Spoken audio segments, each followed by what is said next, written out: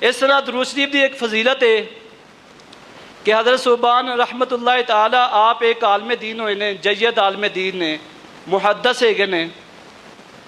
आप बयान करते हैं कि एक दफ़ा ना मैं हज के सफ़र में टुरिया, बैतुल्ला शरीफ आ गया। बैतुल्ला शरीफ आया ना तो मैं तवाफ़ करना शुरू कर दिता।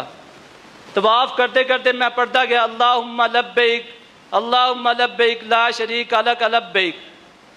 मैं तस्बीहात पढ़ता गया, लेकिन एक लड़का, मैंने बड़ी हैरानगी हुई कि वो लड़का ना तस्बीहात की जगह ना दुरूद शरीफ पढ़ता पाया। मैं बड़ा मुतजस्सिस होया, मैं पूछया, मैनू शौक आया कि मैं भी पूछा की माजरा है कि बच्चे तू दुरूद शरीफ पढ़ता है, बाकी तस्बीहात जिहड़ियां वाजिब हैगियां ने हज के दौरान वो पढ़नियां, तो तू दुरूद शरीफ पढ़ता पाया। मैं उन्होंने नाम पूछया कि तुहाडा नाम की है। उन्होंने अपना नाम दस्या कि मैं इत्थों आया, मेरा नाम माव है। तो जो उस बच्चे ने अपना वाक़या सुनाया ना, तो वाक़या है बड़ा ही रोन वाला वाक़या। उस बच्चे ने कहा कि ना मैं तो मेरा वालद असी बड़े दूरों ना सफ़रे हज वास्ते निकले। कोई सफ़रे हज वास्ते निकले ना तो रास्ते एक जगह आई, मेरे वालद की तबीयत ख़राब हो गई, शदीद बीमार हो गए। मेरे वालद शदीद बीमार होए ने तो असी उन्हों का इलाज करवाया, तबीबा नूं विखाया, लेकिन वो सही ना हो सके, अपने खालके हकीके नूं जा मिले, वसाल फरमा गए। जो वसाल फरमाए ना, एक तो सफ़र का बड़ा थकावट हैगी सी, उतों आ सदमा मैनू लै गया तो मैं बड़ा परेशान, मैं की करा। उतों फिर तीसरी गल आए, कहते मेरे वालद साहब का चेहरा है ना वो सफ़ेद की बजाय स्याह हो गया। इस कदर स्याह हो गया कि मैं इन्ना हैरान परेशान, मैं रोन लग पिया।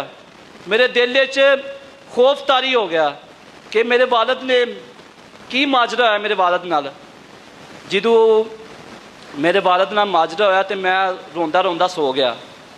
कितों सुता ना, कितों अख लगी तो हजूर पाक सल्लम दा दीदार हो गया। सल्लम दा दीदार होया ना तो एक देखो ना, हजूर पाक सल्लम दीदार होवे तो बंदे नूं खुशी होंदी है।